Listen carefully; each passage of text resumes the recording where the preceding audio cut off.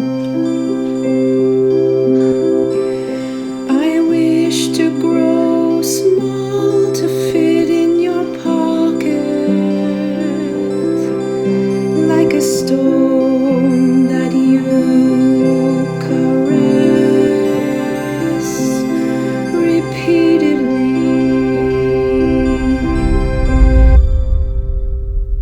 The piece that you wrote at that, that I stumbled upon at that precise moment was not only the text, but just the simplicity of it was exactly where I was at that point in time, able to do with my voice. A couple of weeks beforehand, my dad passed away. So this was absolutely, devastating. Lockdown, I guess you call it, from like the 14th of March. Lockdown, I guess you call it, from like the 14th of March. Lockdown, I guess you call it. Lockdown, I guess you call it, from like the 14th of March. 14th of March. 14th of March. I was able to be there almost up until the very, very last moment. And how blessed I was to be able to go to his funeral and share time with my family. And two weeks later, that we were all on lockdown, where I wasn't able to sing a note anyway, because I was in mourning and just had absolutely no desire to use my voice. And yours was the first music that inspired me to sing again. So thank you. Just to tell you, my father was really most of my inspiration. I am forever found. I am forever found. I am forever found.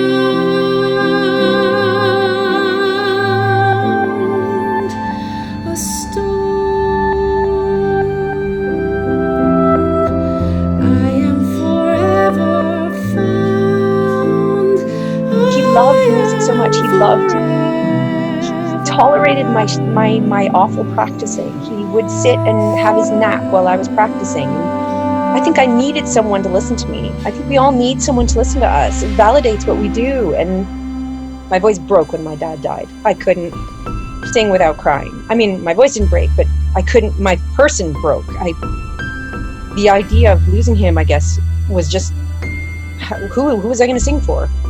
So I just didn't see any point of going on. And then when I stumbled upon your piece, it was more like a discovery that of course he's still there. Of course he's still there on the couch listening to me, whether I'm in France or wherever I am. So that in and of itself, it saved me.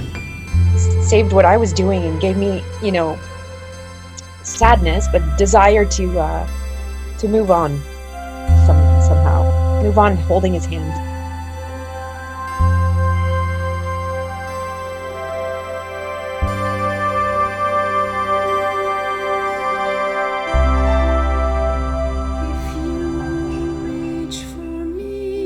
The idea of even what that means as a stable job, right? What stability brings you.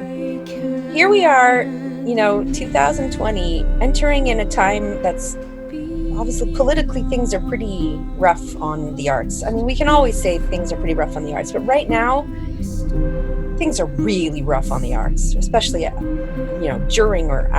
during this pandemic. For us, it's sort of after, because things are starting very slowly to sort of turn around, and people are starting to schedule gigs and hire and stuff, and auditions are kind of going on, and there's still much distancing and careful and all the rest, but things are just starting to sort of get back on sort of on track. Not on track, but somewhere. Things are really rough on the arts. It's a bit weird when these sort of things happen. It's magic that we can't possibly put a name on besides magic. When you name someone, in Judaism, we give a baby naming. We give it the name of someone that we really admire or appreciate it. It's an honor to give that name to your child. And so Lise is named after the Holocaust warbler. In the Warsaw Ghetto, there are known documents of her excellent singing that touched so many people. And I thought, wow, I'm a singer, so why wouldn't I give my child the honor of this name.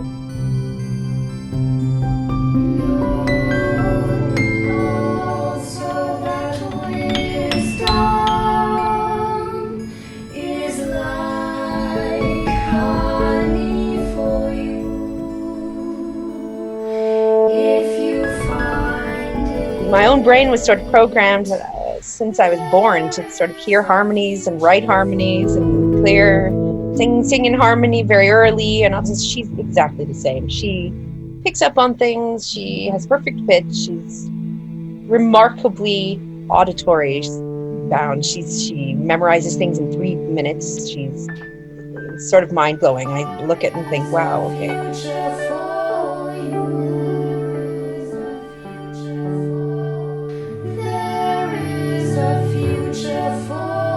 They miss their friends. Liz misses her friends. She misses her colleagues. She had voice lessons and piano lessons pretty much weekly on internet platform of some kind, but it wasn't it's not the same thing as when you can hang out with her and listen to really well what's going on around you. I think she totally misses the choir. She's eager to get back to school. It's a whole other resilient generation who's sort of resigned to telling us off, our generation, for everything that our parents set us up for, being too comfortable. My kids are incredibly resilient.